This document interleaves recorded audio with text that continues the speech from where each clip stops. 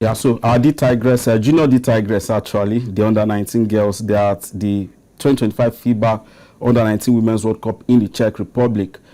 Two defeats so far, one win for us. We are playing Hungary 4 p.m. later today. Is a crucial round of 16 game. The team is coached by Juliana and Akere. We have joining us now from Lagos, a sport journalist with a lot of passion and interest in basketball. Teresa Mac-Dangosu makes her debut on ADBN Sport. Teresa, good to have you join us this morning on the show. Thank you so much. Great to be here. Yeah. Okay, I followed your journey through this championship, your passion, the way you've supported these girls. Before we come to this, of course, under 19, share with us your thoughts on this team generally. They went to South Africa last year. I remember the way they got there. The under 18 boys also. They didn't make, in fact, it was like a couple of hours before their first game when they arrived in South Africa. Yet they were able to pick the ticket. And also preparation-wise, it appears that all didn't really go too well. What do you make of this team under Juliana Akere and what she has been able to do so far, especially that victory over China in their first game? So this team is what I would call a team that has resilience, and Coach Julie has done everything possible to keep this team together, because I mean she understands the kind of players that she got in. I mean most of the team, as we can see, already has almost all the players that played in the under 18 last year, and so they are already familiar with them. So she just had to blend in with the players that came from the US who didn't join them, in the under 18. So they have just, continued to show that resilience, even though the results so far has not been what we expected, especially with our game against Portugal and Canada. But there's still hope, that the girls can use the opportunities that they have in, their game that they would have today against Hungary. Hopefully, we'll be able to, have some favorable results in this game compared to the last two games. Yeah, let's talk about that Hungary game now, 4 p.m. later today. The defeat against Canada, it was one that, of course, really shocked a lot of us. The point margin, 113 to 42 points. In fact, the social media handles of the D Tigress at a point had to tweet that with these Canadians make heaven at all, the way they are beating our team. What do you expect from these girls against Hungary today as they aim to proceed to the quarterfinals of this championship? Well, one thing I know is that the girls will continue to fight. I mean, we've seen that resilience all through, like I mentioned, they're a team that has resilience. We've seen that resilience all through the games that they've played. But like I always say in my analysis, the energy that they bring into the game, they've not been able to, equate it to points, right? But I see like a momentum shift for us in this game. And I say that because they would have to dig deep from the energy that they had in the game against China and use that same energy to play against Hungary today. So hopefully we'll be able to, find that energy and try to, change the story, and give us back the kind of story that we had when they played against China. So I mean, one thing about me and most Nigerians, I'm sure, is that positive spirit and that mindset. And hopefully the girls, like I encourage them, would remember why they are there and focus and play in the moment. So hopefully we'll get to see that. I mean, Hungary is ranked number 7 in the world under 19, and Nigeria is number 35. So it's a huge margin, a huge difference. But then anything can happen with the game of basketball. So we'll see how that goes today. And hopefully, yes, the girls will come out, with the victory in this round of 16. Okay, so let's talk about players now. Which of our players do you think will be the one to watch out for today? Or in your own opinion, think we make the difference? The way they did against China in that first game that perhaps might just give us the victory at the end of the day. Well, so far the leader for Nigeria in terms of scoring is Pius Idubamo. So hopefully she would continue to do that. I mean, in the under 18, she was averaging about 18 points per game. So, and she has been doing well so far as well. And then Wando Hembam, as also the captain of the team, is somebody that we should look out for. Against Canada, she started to light up a little bit, but of course there was no time for her to continue doing that.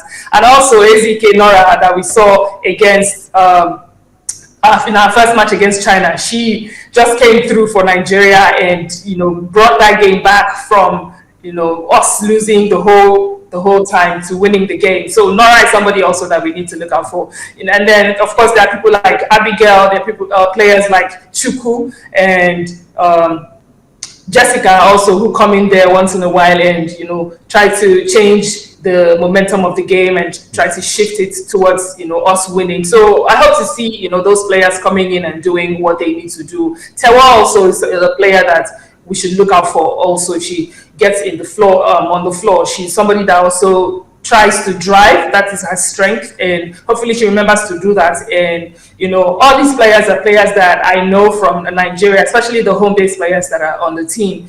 And I know what they can do. I know that, if given the opportunity, they would do that. And that's what Coach Julie definitely also, understands. And we hope to see some of these players that I've mentioned and even more show up today against Hungary.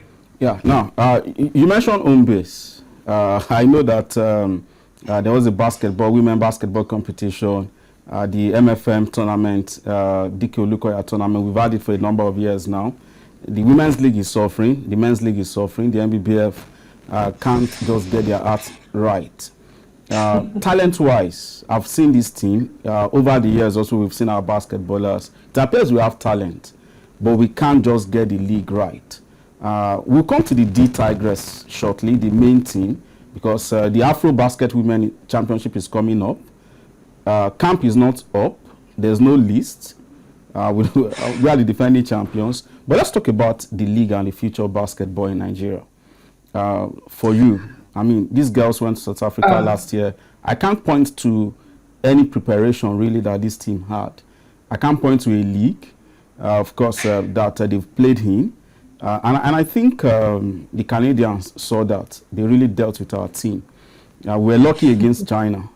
Maybe we'll pray again against Hungary today and get the victory. What do you think about the future of basketball in Nigeria? When it comes to the future of basketball, I think it has to do with what we are doing now, because basically everything that is happening now is what has been done in the past. So it is the fruits that we are reaping now. So everything that has to do with basketball future has to do with what we are doing now. I think there's so many discussions that has been going on, so many talks, so many groups, and and like we have the factions that we had before in the MBBF, but what would bring the development and the growth that we would see in basketball future in Nigeria is dependent on what we do now. So everybody, should start to act there should be more action rather than words right now. And the next election is coming very soon this year, I think sometime around November or December. So who's coming there? Who is the person that we're voting into office? Is the person a selfless person? Is the person somebody that's passionate about sports, that's knowledgeable, that understands what the sports industry, especially basketball, needs in Nigeria? How can that person leverage the opportunities that they have, the exposure that they have, the experiences that they have to bring growth to basketball? That is what we need. That is the kind of person that we would need in, as president of the MBBF coming in. I mean, the administration that we have now had some hiccups. There are so many excuses or so many reasons that were given to us about how and why things are going the way that they are going. But all of that, we should push to the past. What do we do? What is the way forward? What is the next move? And in terms of the league, honestly, nobody's happy about the situation, having sort of an abridged league every year for both the male and the female leagues. It's something that is not supposed to be compared to other African countries, in Kenya, in even Rwanda, Mozambique, South Africa, yeah. So many countries like that, they're playing their league for a longer period of time. So we hope to see something like that soon for our league. Now let's go to the main D-Tigress. We are the defending champions, back to back to back. champions of the women Afrobasket. Yeah, of course. I remember the last time they even came to Abuja with the trophy. I was at the Moshood Abiola Stadium where a mini reception was held for them. Our former coach, Otis Uli, is now with the Senegalese. They are hosting Senegal, yeah, and they were to go to the US recently before the US denied them visa. And then the Senegalese sport minister says, stay at home and prepare. We get some friendly matches for you. But at least they are in camp with Otis Uli, of course, as their manager. Now, the Tigress, I understand that they should have been in camp in Abuja by now. A couple of friendly games was planned for them, but there's no camp, there's no list.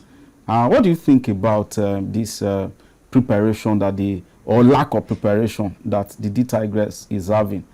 And in your own opinion, do you think we might get away with it again? Because what I foresee is that we might now have maybe a week or 4 days of the girls just coming together. They will meet in Dakar and start playing.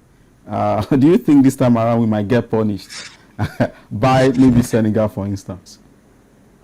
Well, right now the list that we have is a preliminary list. Yeah. We only have that list out publicly. And then when it comes to preparation, one thing I'm certain of, being a basketball player, professional basketball player as well in the past, is that players, especially when you have a championship like this coming up, the players are ready individually. But then basketball is not an individual game. It's a game that is played by a group of people together, 5 people on the court. So that connection, that synergy, because now if you look at the list that we have, there are some changes, some different players coming in. We still have like the core players that played in the last Afrobasket, but then there are some other new players. So we still need to blend in those players together. So camp is really important. And that goes back to what I said about us having a great administration, somebody that understands the business and what is at stake in the game of basketball. So if we can have, somebody that will come in and change the status quo, then that would be great. Hopefully our players will still be able to go to Ivory Coast. We are hoping that happens. But right now, the National Sports Commission, as we know, is yet to bring out the fundings for these players to travel. So hopefully something comes up, and because all of this doesn't just affect players physically in terms of them arriving Ivory Coast late, but the psychological, I played basketball, I know what it means. The psychological trauma, the stress of like traveling, and most of them are not even in Nigeria. Yeah. So, that whole stress moving around is not going to be really great for them. But hopefully, we'll be able to get everything sorted out on time for them to be in Ivory Coast and defend our champion. And hopefully we get it for the 5th time. Yeah, well, I'm happy that you use the word hopefully a number of times. But we must do our homework, of course, and ensure that Nigeria, we have talent in basketball that we dominate the continent. For instance, the Basketball Africa League, by now I thought we will have a Nigerian team to win it, but it's not happening yet. Hopefully we can. Oh, well, we actually did. The River Supers have played in the BAL. They played this year. Yeah, but we are yet to win it. I'm talking about winning it. 2 years ago, well, two editions ago, they finished 3rd. This year, sadly, they couldn't go beyond the quarterfinals. Thank you so much, Teresa Mac-Dangosu, for your time on the show this morning. We'll be cheering the girls on later this evening. Our under-19 girls against Hungary. And hopefully, of course, our next discussion will be about our team playing in the quarterfinals of this championship. Hopefully.